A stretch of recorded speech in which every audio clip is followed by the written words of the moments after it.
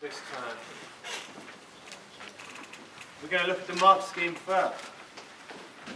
The top band of the mark scheme says, again, you just need to be clear and you need to be relevant. You must have clear evidence that the text is understood in relation to language features this term. You must have developed comments on the effect of the language features. You must support those comments with relevant quotations. And you must have focused examples, detail, inference, and quotations are what they're looking for here. Again, the very first thing we're going to do is plan what we're going to write about before we start. The question says, now read source 3, the sweet shop. Here, Nigel Slater writes about visiting a sweet shop as a boy. The question is exactly the same as it always is. How does the writer use language features in this extract? Remember to give some examples and explain the effects. Well, for the first time in the exam, over an hour and 20 minutes in, assuming we did the writing section first, you're now going to have to read one of the sources. And thankfully, it's the smallest one.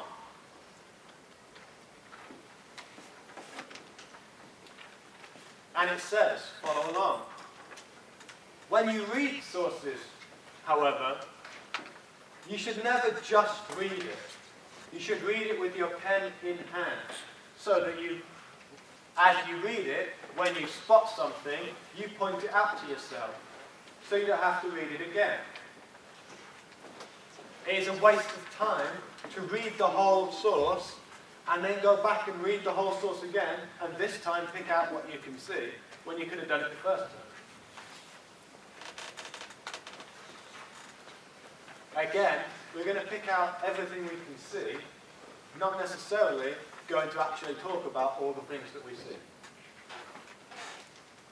It says, when I had been particularly good, or as I suspect now my father had been particularly bad, he would drive me to the sweet shop on Colway Road. But with me, I've been pointing out the fact that you already know this is written in first person, because he's using the pronoun I. I would be realizing what he means by that, when I suspect now my father had been particularly bad, and realize he's making a joke. He's saying when his dad was kicked out of the house, he took him to the sweet shop. It wasn't the reward he thought it was. We're going to talk about him making a joke. On the wall behind the counter were row upon row of sweetie jars. Well, let's talk about the word sweetie. That's a very childlike way of describing that. He's talking about a childhood experience. That would be why he uses that word. Their lids so round and wide, the assistant would barely get her hand around them. There were sweets of vermilion and rose, saffron and lemon, and twists of amber and green. We've got a list of colours.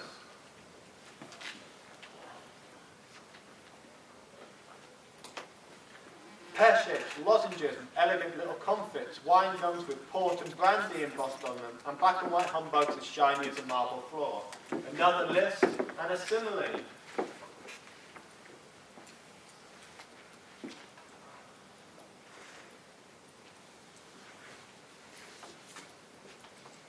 Some shone emerald and deepest ruby, like precious gems. Another simile, we've got the word like, now calling them precious gems.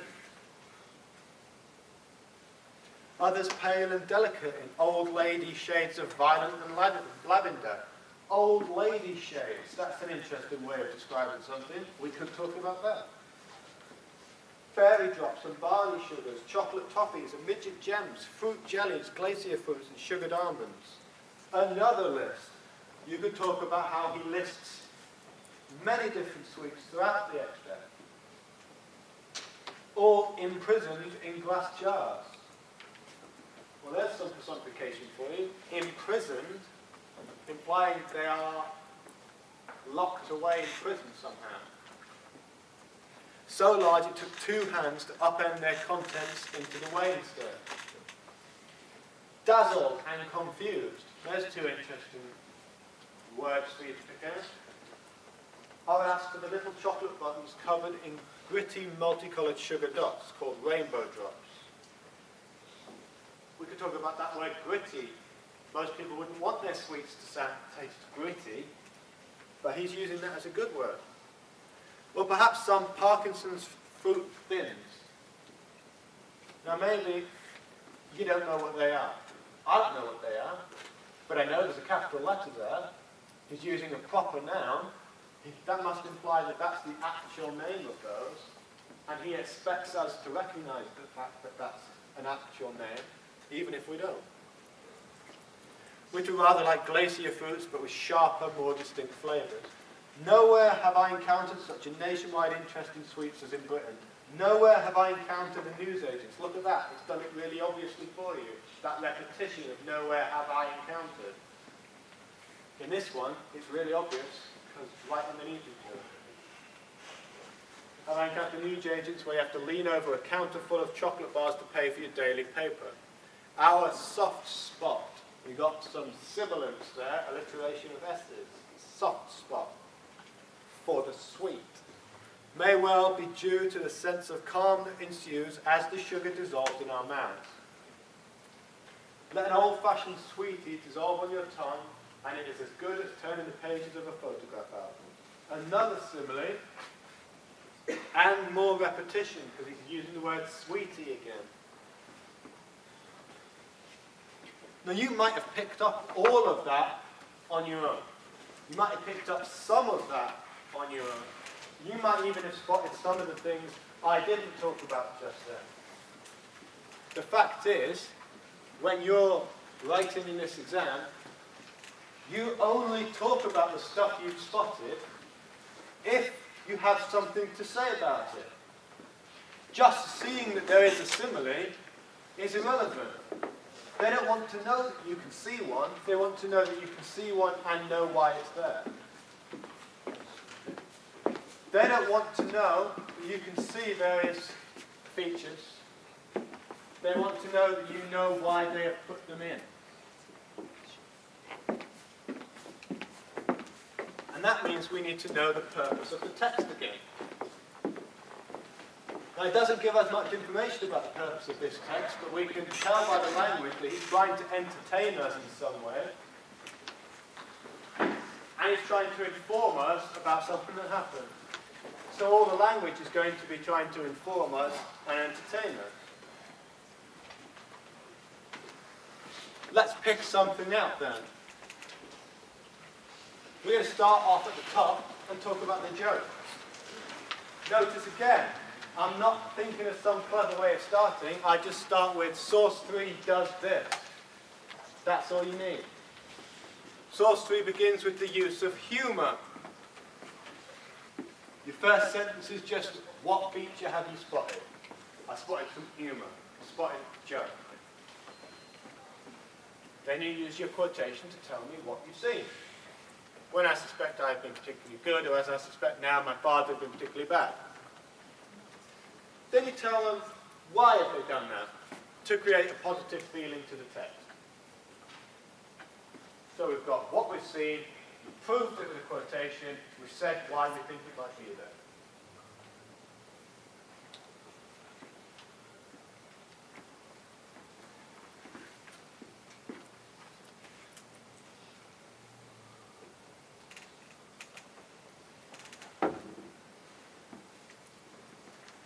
Notice also, it is particularly good if you can do what I've done here and use your quotation as part of the sentence, so that when you read it, it makes sense as one sentence. It's embedding the quotation in. Don't worry about it, but try and do that if you can.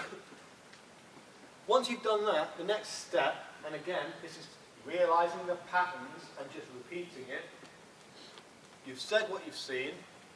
You proved it with a quotation, you said why you think it might be there, then you need to infer something from it. Infer some further meaning. A point to remember, which if you don't know this now, I highly recommend you write down, is that a writer implies something. The reader infers from what they've written. The writer doesn't infer things, you do.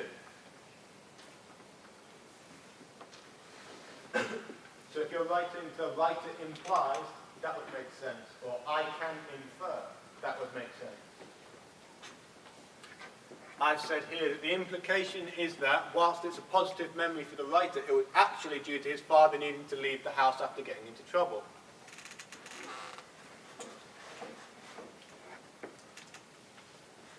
You could go further than that if you wanted to.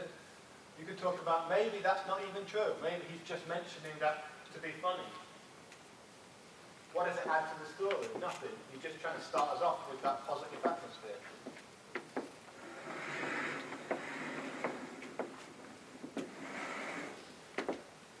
Again, follow the pattern.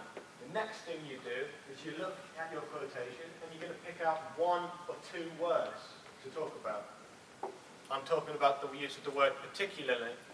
So I say he also repeats particularly to create a contrast between the idea of him being good and his father being bad.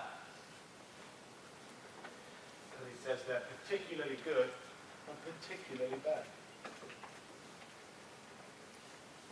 And then the final thing we do in every paragraph is we link it back to the purpose. As the writer is attempting to create a positive image of the sweet shop, this humorous contrast starts the text off with a positive mood. He's attempting to show us how much he enjoyed the sweet shop as a child. Starting off saying something really negative isn't going to help us do that. Starting off with a joke is going to help us get that feeling. That's why he does it. So every paragraph should follow with, what have you seen? Where have you seen it? Why is it there? Use some inference. Pick a little bit more detail. Pick a word out. Link it back to the reason why it's there.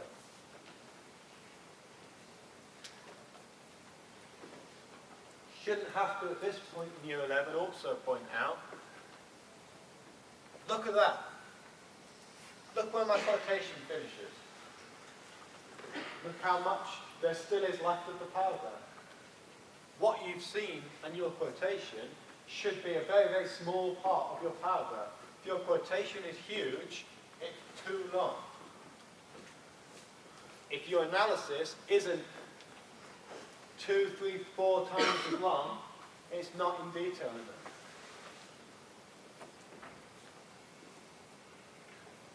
Personally, that quotation is pushing the boundary of how long your quotation should be.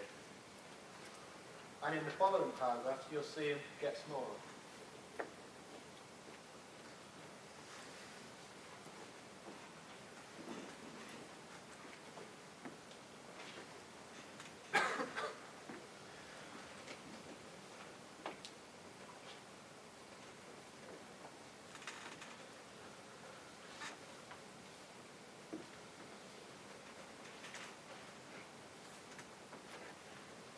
Looking back at the mark scheme, have we given clear evidence that we're talking about language? Well, yes, we have. We've got a quotation with use of specific terminology, like repetition, humour.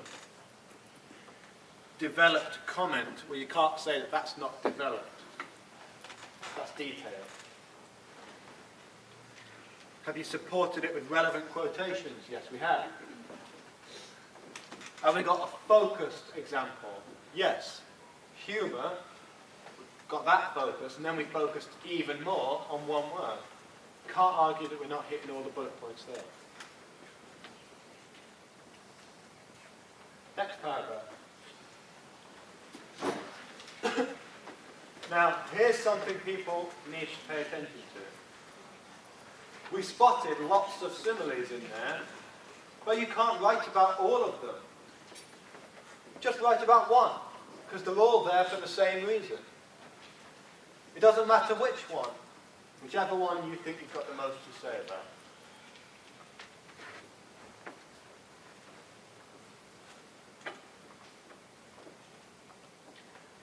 I say that I'm going to pick that one about the humbugs near the beginning. So I'm going to start off by saying what I've spotted. The writer's used the simile. No tricks, no bells and whistles, just this is what he's done.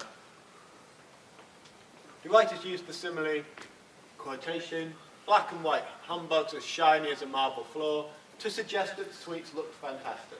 That's why he's done it. He's not trying to say it was awful, he's trying to say they're good. That's why he's done it.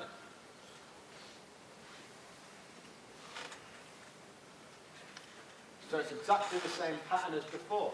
We've said what we've seen, we've proved it with a quotation, we've said why it's there. If you look at something you picked out at the start and you don't know why it's there, don't write about it. You don't have to write about everything you see. If you're planning ahead, then you'll know which bits you have something to say about and which bits you don't. So you should never get to the point where you finish your quotation and don't have anything to say.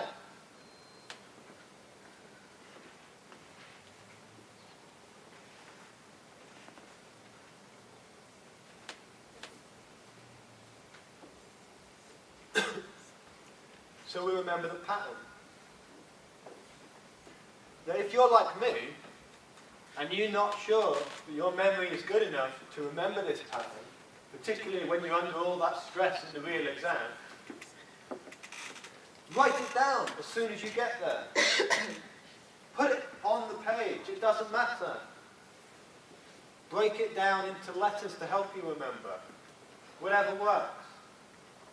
Get down there immediately and write, right, I'm not going to remember this by the time we get to question 3, so I'll just quickly write down, what is it, quotation, why is it there, inference, a bit more detail, link it back to the purpose. Something like that.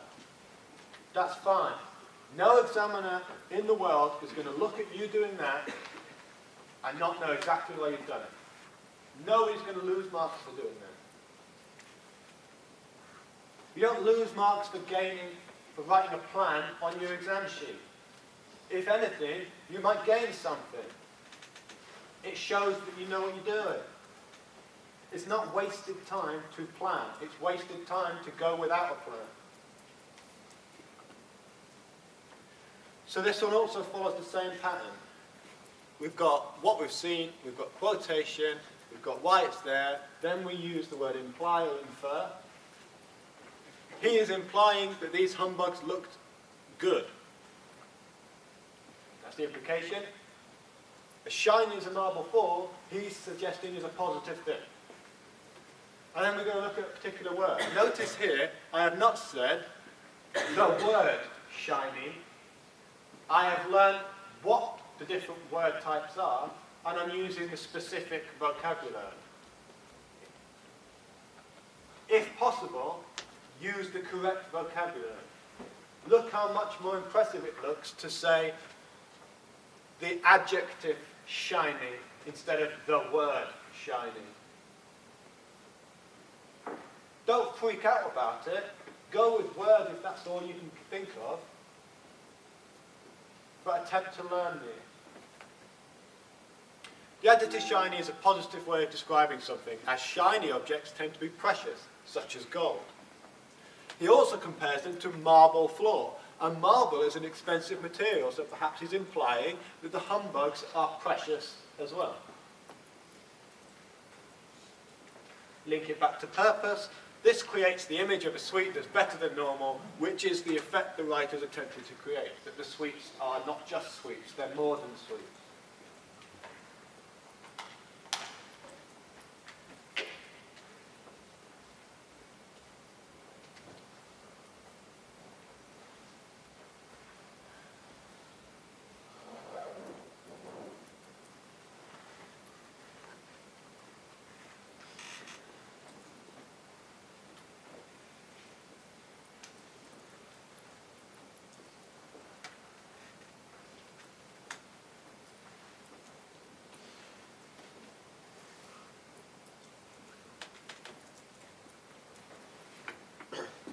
Down in what you've written. Look at the detail.